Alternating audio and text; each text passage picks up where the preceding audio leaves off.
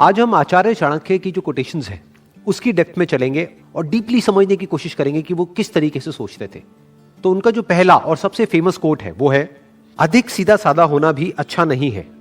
सीधे वृक्ष पहले काट लिए जाते हैं और टेढ़े मेढ़े बच जाते हैं। यहां पे जो सीधा साधा होने की बात करी जा रही है ना, उसका कनेक्शन ईमानदारी या बेईमानी से नहीं है, उसका कनेक्शन समझदारी और बेवकूफी से है। मतलब वो ये नहीं कह रहे कि आप सीधे साधे मत बनो, मतलब कि आप बेईमान हो जाओ, या फिर अगर कोई सामने वाला चोर है तो उसके साथ में चोर बन जाओ। ये नहीं कहा जा रहा है यहां पर यह कहा जा रहा है कि अगर कोई क्रिमिनल है और आपको हार्म करने के लिए आ रहा है तो इतने बेवकूफ मत बनो कि वो जो चाहे आकर के आसानी से आपके साथ में करके चला जाए। तो सीधा साधा किस कॉन्टेक्स्ट में कहा जा रहा है? सीधा साधा कहा जा रहा है समझदार और बेवकूफ के कॉन्टेक्स्ट में। अब कौन है समझदार और कौन है बेवकूफ? अगर हम अपने दिमाग को यूज ना करें तो हमको क्या कहोगे? आप बेवकूफ भी कह सकते हो और सीधा साधा भी कह सकते हो। बिल्कुल एक जानवर के जैसा भोला भाला, जो उसका बेसिक नेचर होता है बस उसके हिसाब से चलता चला जाता है, वो एक सीधी डायरेक्शन में चलता है।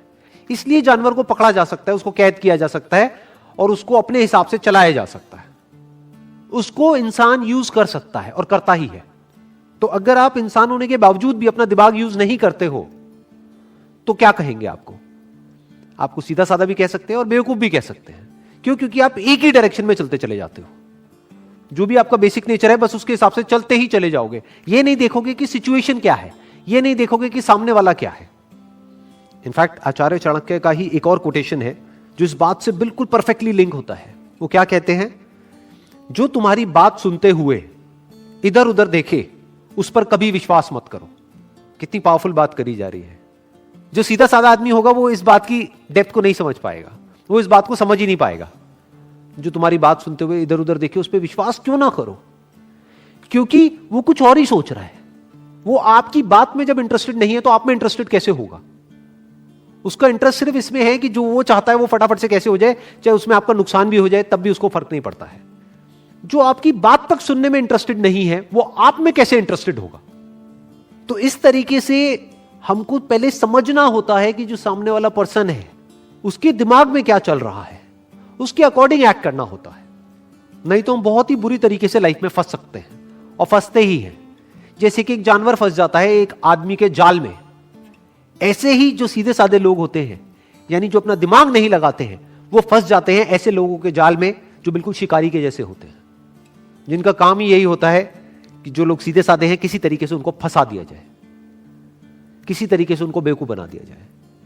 तो अगर इन शिकारियों से आपको बचना है तो आपको टेढ़ा होना पड़ेगा। टेढ़ा मतलब बेईमान नहीं, टेढ़ा मतलब समझदार होना पड़ेगा। समझदार मतलब क्या? कि आपका माइंड किसी भी सिचुएशन की दोनों साइड्स को देख सके, दोनों पहलुओं को देख सके, तो आपको कहेंगे आप समझदार हो, नहीं तो आप बेवकूफ हो। तो टेढ़े का मतलब क्या? कि वो अडैप्ट कर जाते हैं, वो बदल जाते हैं सिचुएशंस के अकॉर्डिंग। और सीधे का मतलब क्या? कि जो नहीं बदलते हैं, जो खुद को चेंज करने के लिए तैयार नहीं है। और इसको इस तरीके से भी आप कह सकते हो कि सीधे का मतलब क्या? कि जो सीख नहीं रहा है, जो भी कुछ उसके साथ पास्ट में हुआ है वो सीख नहीं रहा है, यानी कि एक ही गलती को बार बार कर रहा है। उसी को तो हम बेवकूफ कहेंगे ना। गलती करना मतलब बेवकूफी नहीं, एक ही गलती को बार बार बार बार बार बार करते रहना वो बेवकूफी है। और समझदार किसको कहेंगे? जो ना सिर्फ अपनी गलतियों से सीखे बल्कि दूसरों की गलतियों से भी सीख जाए, वो समझदार है। उसको आप टेढ़ा भी कह सकते हो, क्योंकि अब उसकी खुद की लाइफ का जो एक्सपीरियंस है, मान लो इस दायरे में है, वो उसकी बियॉन्ड भी सोच सकता है। क्यों? क्योंकि उसने औरों के लाइफ के एक्सपीरियंसेस से भी सीख लिया है। नेक्स्ट कोट इज, भय को नजदीक ना आने दो। अगर ये नजदीक आए तो इस पर हमला कर दो, यानी भय से भागो मत, इसका सामना करो। किस भय की बात करी जा रही है यहां पर? पहले उसको समझना पड़ेगा। दो तरह के डर हैं जो हर इंसान के अंदर होते हैं। एक डर है जो रियलिटी पे बेस्ड है, उसका फिजिकल भी बोल सकते हो। वो डर हम सबके अंदर होना चाहिए। वो डर बुरा नहीं है, वो हमको बचाता है। फॉर एग्जाम्पल, आप अगर किसी एक ऐसी बिल्डिंग के 10वें फ्लोर पे जाकर के एज पे खड़े हो जाओगे, जहां से कि आप अगर नीचे गिरे तो आप मर सकते हो, तो वहां पर जैसे जैसे आप आगे बढ़ रहे होगे आपको डर लगेगा। तो क्या उसका सामना करना है? क्या बिल्कुल एज पे जाकर के खड़े हो जाना है जहां पे कि अगर हल्की सी भी गलती हो या हल्की सी भी हवा चले तो आप नीचे गिरो और मरो, यह बात करी जा रही है? नहीं। तो डर बुरा नहीं है। बहुत लोग मेरे से क्वेश्चन पूछते हैं कि किस तरीके से डर को हम खत्म करें। मैंने कहा अगर डर आपके अंदर से खत्म हो गया तो आप भी खत्म हो जाओगे। जब आप एक रेड लाइट जंप करने वाले होते हो और सामने कोई पुलिस वाला नहीं होता है तो आपको यह डर नहीं होता है कि कोई पुलिस वाला पकड़ लेगा। आपको यह डर होता है, आप चारों तरफ देखते हो कि कहीं कोई बस तो नहीं आ रही फुल स्पीड में, तो आपके अंदर एक डर है कि कहीं मैं मर ना जाऊं। तो एक है जो रियलिटी पे बेस्ड है, तो उसकी बात यहां पर नहीं हो रही है कि उस पर हमला कर दो। यहां पर किसकी बात हो रही है? Psychological fears. आपकी अपनी कुछ इमेजिनेशंस हैं, उससे आप डर रहे हो। और अगर आप ध्यान से ऑब्जर्व करोगे 90% जो फियर्स हमारे अंदर होते हैं वो साइकोलॉजिकल होते हैं। माइंड अपने आप ही एक किसी भी सिचुएशन की वर्स्ट साइड को देख लेता है या वर्स्ट सिचुएशन को इमेजिन करने लग जाता है और खुद ही उससे डरने लग जाता है। आजकल इसका सबसे अच्छा एग्जांपल है कि आपको कोई भी बीमारी हो, छोटी से छोटी भी, आप गूगल पे जाकर के सर्च करो, वो बीमारी खत्म होगी जाकर के कैंसर पे, तो अब आप डर रहे हो कि कहीं मुझे कैंसर तो नहीं है। अब इस डर का क्या इलाज है कि बैठे बैठे डरते मत रहो, जाकर के अपना टेस्ट करा लो। तो बहुत सारे हमारे डर ऐसे होते हैं जो साइकोलॉजिकल होते हैं, उससे नहीं डरना है। उसकी बात करी जा रही है कि अगर उस तरह का कोई डर लगे तो उस पर हमला कर दो। फॉर एग्जाम्पल, आपको अपनी क्लास में, आप किसी स्कूल में हो या कॉलेज में हो, एक प्रेजेंटेशन देनी है और उससे आपको डर लग रहा है, तो आपके अंदर से क्या आएगा? जब आप डरते चले जाओगे, चल यार जिस दिन मेरी प्रेजेंटेशन है उस दिन छुट्टी मार लेता हूं, छोड़ना कौन जाएगा। तो ये कहा जा रहा है कि ये हरकत मत करो, क्योंकि ये डर आपका साइकोलॉजिकल है, ये किसी रियलिटी पे बेस नहीं है। ऐसा नहीं है कि आपकी प्रेजेंटेशन में थोड़ी सी गलती आपसे हो गई तो आपको मार दिया जाएगा या आपको स्कूल या कॉलेज से बाहर निकाल देंगे।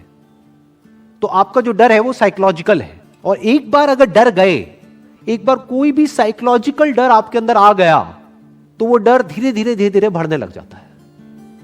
फिर वो डर एक सिचुएशन तक नहीं रहता है, आपकी लाइफ के हर एस्पेक्ट पे वो रिफ्लेक्ट होने लग जाता है। लेकिन अगर उसी वक्त आप उसका सामना कर लो और उसको वहीं पे खत्म कर दो तो हमेशा के लिए वो डर आपके अंदर से गया। तो डर का क्या इलाज है?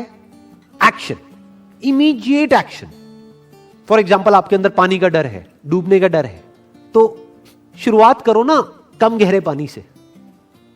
गहरे पानी से दूर रहो, कोई बात नहीं, बट उसको फेस करो।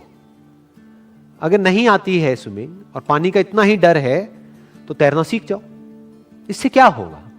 आप सिर्फ तैरना नहीं सीखोगे। आपको लग रहा है आपको सिर्फ पानी में तैरना आ रहा है, अरे ना भाई, आपको जिंदगी में तैरना आ रहा है। क्योंकि जिस तरह से आपने यहां पर अपने डर को कॉन्कर किया, फ्यूचर में भी अगर कोई सिचुएशन आएगी तो आपको पता होगा कि अपने डर को कॉन्कर कैसे करना है। यानी कि अगर कोई भी किसी भी तरह का साइकोलॉजिकल डर आपके अंदर आए तो छोटे से छोटा स्टेप उठाओ और उस डर को वहीं पे जड़ से खत्म कर दो और धीरे धीरे उस स्टेप को बड़ा करते चले जाओ। तब तक बड़ा करते चले जाओ जब तक कि वो जो आपका एक्शन है वो उस डर से बहुत बड़ा ना हो जाए। नेक्स्ट कोट इज, गलत दिशा में बढ़ रही भीड़ का हिस्सा बनने से बेहतर है सही दिशा में अकेले चले। In more than 99% of the cases भीड़ गलत डायरेक्शन में ही बढ़ रही होती है। भीड़ यानी कि मासेस, वो सही डायरेक्शन में कभी बढ़ ही नहीं सकते। क्यों? क्योंकि मासेस एक्ट कैसे करते हैं, कभी सोचा है? वो एक्ट करते हैं पास्ट के बेस पे, ये हुआ था तो ऐसा ही होना चाहिए। तो अगर आप एक ऑर्डिनरी लाइफ चाहते हो तो भीड़ का हिस्सा बन सकते हो, उसमें कोई बुराई नहीं है। लेकिन अगर कुछ एक्स्ट्रा ऑर्डिनरी करना चाहते हो तो उसके लिए भीड़ से अलग चलना ही पड़ेगा, there is no other way. तो क्या कहा जा रहा है कि गलत दिशा में बढ़ रही भीड़ का हिस्सा बनने से बेहतर है सही दिशा में अकेले चले। तो गलत दिशा क्या है और सही दिशा क्या है? हम बिजनेस की बात करें या जॉब्स की बात करें, किसी भी काम की बात करें, गलत दिशा क्या है और सही दिशा क्या है? गलत दिशा वो है जहां पर डिमांड कम हो, जो भी आप काम कर रहे हो उसकी, आपके प्रोडक्ट्स की, आपकी सर्विसेज की, या आपकी, अगर आप एक जॉब कर रहे हो तो आपकी डिमांड, जहां पर डिमांड कम हो और सप्लाई बहुत ज्यादा हो। तो कंपटीशन ज्यादा हो गया, कंपटीशन ज्यादा हो गया तो स्ट्रेस ज्यादा हो गया। तो ये क्या है? गलत दिशा। सही दिशा क्या है? जहां पर डिमांड बहुत ज्यादा हो, सप्लाई बहुत ही कम हो, तो आपको रिटर्न भी ज्यादा मिलेगी। डिमांड ज्यादा, सप्लाई कम, यानी जरूरत है वो काम करने वाले लोगों की, लेकिन बहुत ही कम लोग हैं जो अभी उसमें एक्सपर्ट हैं, या अभी उसमें क्वालिफाइड है, या अभी उसमें प्रोफेशनल है। बहुत ही कम लोग हैं। तो इन कम लोगों की डिमांड बहुत ज्यादा रहेगी और सप्लाई बहुत ही लिमिटेड रहेगी। क्यों? क्योंकि भीड़ से कुछ अलग कर रहे हैं। इनफैक्ट जो ये गलत दिशा है जिसमें भीड़ आगे बढ़ रही होती है, वो हमको सही लग रहा होता है, लेकिन 10-20 साल बाद जाकर के समझ आता है कि ये गलत था, लेकिन तब तक बहुत देर हो चुकी होती है। और मजे की बात क्या है, ये जो सही दिशा है ये हमको आज गलत लग रही होती है, हमें भी, हमारे आसपास में लोगों को भी, लेकिन फ्यूचर में जाकर के समझ आता है कि ये तो सही दिशा थी। एक तरफ सिक्योरिटी है, सिक्योरिटी कहां है? भीड़ के साथ में। और ग्रोथ कहां है? अकेले चलने में। तो चॉइस आपकी है कि आपको सिक्योरिटी चाहिए या ग्रोथ चाहिए, कंफर्ट चाहिए या चैलेंजेस चाहिए। हां, अगर हमको अपने एक्चुअल पोटेंशियल को डिस्कवर करना है तो कोई चॉइस नहीं है, अकेले चलना ही पड़ेगा। नहीं तो भीड़ के साथ में तो एडजस्ट करना पड़ेगा। भीड़ के साथ में आपको उनकी चाल को मैच करना पड़ेगा। जैसे भेड़ चाल होती है तो ना आप तेज चल सकते हो ना धीरे चल सकते हो, उन्हीं की चाल को मैच करना पड़ेगा। जिस डायरेक्शन में वो जा रहे हैं उसी डायरेक्शन में जाना पड़ेगा। बट अकेले चलने में डायरेक्शन आपके हाथ में, चाल आपके हाथ में। तो अब आपकी ग्रोथ को आप खुद भी प्रेडिक्ट नहीं कर सकते, कोई लिमिट ही नहीं है। तो अब भीड़ का हिस्सा बनना है या अकेले चलना है, ये चॉइस आपके हाथ में है। Wish you all the best. Thank you so much.